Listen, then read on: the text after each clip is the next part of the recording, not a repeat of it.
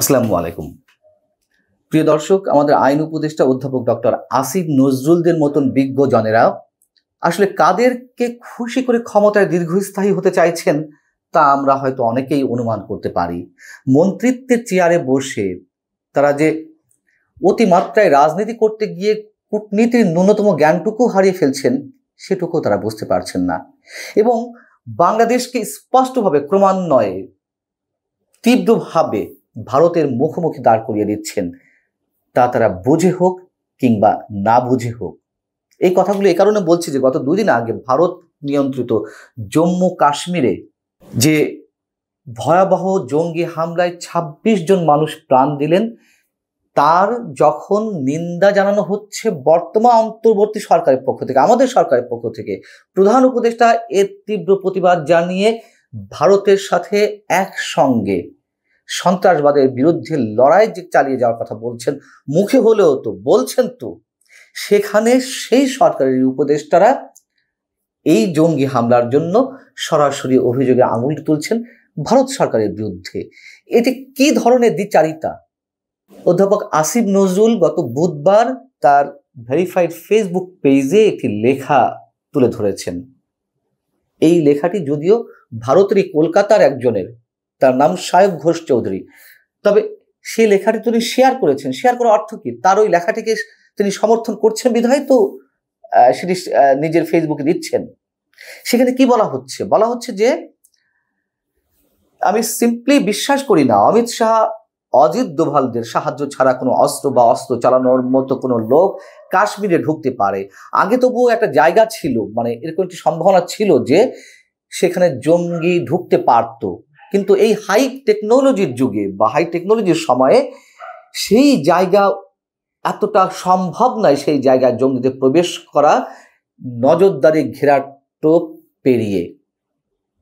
এখানে বলা হচ্ছে যে সেখানকার কমান্ডাররা তাকে বলেছেন, অর্থাৎ যিনি লেখাটা লিখছেন, যে জঙ্গিরাও পর্যটকদের আক্রমণ করে না কখনো, তাদের টার্গেটে থাকেন গোয়েন্দা কাজে যারা থাকেন অথবা নিরাপত্তার কাজে যারা নিয়োজিত থাকেন, এবং জঙ্গিরা কোন ধর্ম সেটা জিজ্ঞাসা করে হত্যা করছিল। সেটাতে বোঝা যায় যে প্ল্যানিং অনেক উপর থেকে এসেছে, অর্থাৎ ভারত সরকারের শীর্ষ মহল থেকেই এই জঙ্গি হামলার ঘটনা ঘটানো হয়েছে। এবং বলা হচ্ছে যদি পাকিস্তান দায়ী থাকে, কদিন আগে বালুচিস্তানে যে জঙ্গি হামলা হলো, আরেকটি ভয়াবহ হামলা, সেটার বদলা নিতে যদি পাকিস্তান এটি করেও থাকে, তাহলে পাকিস্তান থেকে লোকদের ঢুকতে দিয়েছে যে মোদী সরকার, তাদের দায় নিতে হবে বই কি। মানে বলার চেষ্টা করা হচ্ছে যে এটি সম্ভবত ভারতের একটি প্ল্যানিং এর অংশ, পাকিস্তানের কাঁধে দায় চাপিয়ে দেওয়ার। প্রথমত আমার কথা হচ্ছে, নরেন্দ্র মোদী যে এ ধরনের সাম্প্রদায়িক কার্ড খেলতে পারেন না তা নয়, তিনিও সাম্প্রদায়িক কার্ড খেলেন, এই বাংলাদেশেও অনেকে সাম্প্রদায়িক কার্ড খেলেন, এগুলো তো আমরা বিশ্বাস করি।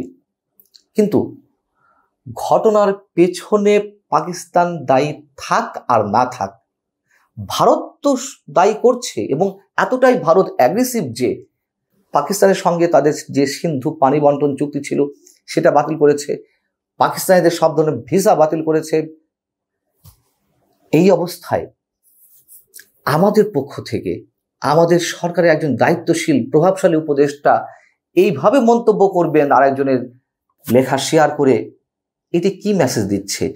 যখন কিনা এই বাংলাদেশকেই মৌলবাদের উত্থানের একটি উর্বর ক্ষেত্র হিসেবে চিহ্নিত করছে ভারত, এবং পাকিস্তানের সাথে বাংলাদেশে একটি অন্যরকম সম্পর্ক স্থাপিত হচ্ছে, সেই মুহূর্তে দাঁড়িয়ে এই হামলাকে, এই জঙ্গি হামলাকে কি করে অন্যভাবে ট্রিট করা হয়? এবং এটা তো এখনো পর্যন্ত প্রমাণিত নয় যে হামলাটা কে চালিয়েছে। তা আগে থেকেই আমাদের উপদেষ্টারা কিভাবে অভিযোগের আঙুল তোলেন ভারতের দিকেই। এবং কথাও সত্য যে ভারতের বিভিন্ন পর্যায়ের গুরুত্বপূর্ণ ব্যক্তি, মন্ত্রী পর্যায় থেকে হোক আর রাজনীতিবিদদের জায়গা থেকে হোক, বাংলাদেশকে অহেতুক আক্রমণ করছে তাদের বাক্যবাণে, তাদের বিভিন্ন গণমাধ্যম প্রোপাগান্ডা চালাচ্ছে, আমরা এগুলো বিরোধিতা করছি।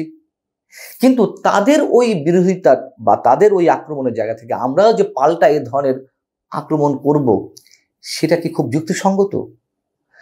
দেখুন, এটি বাস্তবতা। ভারতের মতন বৃহৎ একটি প্রতিবেশী রাষ্ট্রের পাশে থেকে আমরা কেন অহেতুক আক্রমণ করতে যাব?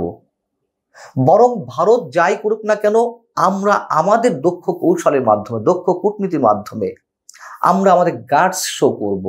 আমরা আমাদের পররাষ্ট্রনীতি এমনভাবে প্রয়োগ করব যেন ভারত বরং তাদের যে আক্রমণের জায়গাটি সেখান থেকে তারা পিছিয়ে যায়। তা না করে আমরা আরো উস্কে দেওয়ার চেষ্টা করছি।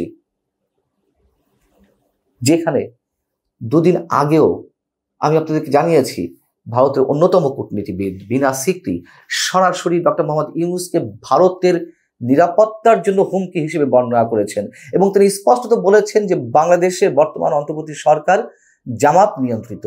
যে জামাত ৭১-এ বাংলাদেশে বিরোধিতা করেছিল পাকিস্তানের পক্ষ নিয়ে, যুদ্ধাপরাধ কিংবা মানবতা বিরোধী অপরাধের দায়ে তারা অভিযুক্ত। সেই সময়ে এসে আমরা কিভাবে এ ধরনের মন্তব্য করি? আমাদেরকে একটু মিনিমাম লেভেলের কোনো একটু ভেবেচিন্তে কথা বলা উচিত নয়। এবং এই স্ট্যাটাসটি ডক্টর আসিফ নজরুল ডিলিট করে দিয়েছেন। তিনি বুঝতে পেরেছেন হয়তো, অথবা কারোর পরামর্শ তিনি ডিলিট করেছেন। কিন্তু ডিলিট করলে কি হবে? ততক্ষণে ডিলিট করতে করতে যে সময়টুকু, তার মধ্যে এটি স্ক্রিনশট নেওয়া হয়ে গেছে অনেকের, এটি ভাইরাল হয়ে গেছে, এটি বাংলাদেশের বিভিন্ন মিডিয়াতে প্রকাশ এবং প্রচার হয়েছে। ঠিক একই কাজ করেছিলেন এই সরকারের আর এক উপদেষ্টা মাহফুজ আলম, এখন যিনি তথ্য উপদেষ্টা। তিনি কদিন আগে বললেন না যে বাংলাদেশের মানচিত্র বদলে দিতে হবে, বড় করতে হবে, হিমালয় থেকে বঙ্গোপসাগর পর্যন্ত জনপদ পুনরুদ্ধার ব্যতীত পোকাই খাওয়া পূর্ব পাকিস্তান হয়ে বাংলাদেশ দিয়ে আমরা মুক্তিকে ছুঁতে পারবো না। কি বিপ্লবী কথাবার্তা! তিনিও পোস্ট ডিলিট করে দিয়েছিলেন। আপনার যেই বিশ্বাস ধারণ করতে পারেন না, যে বিশ্বাসে অটল থাকতে পারেন না, যে বিশ্বাস প্রয়োগ করতে গিয়ে পুরো দেশটাই হুমকির মুখে পড়ে, কেন সেই ধরনের কথা, সেই ধরনের মন্তব্য করতে চান? এবং এই মুহূর্তে বাংলাদেশ তো নানান দিক থেকে হুমকির মুখে। সেই জায়গায় দাঁড়িয়ে আমরা আমাদের উস্কানিমূলক বক্তব্য দিচ্ছি।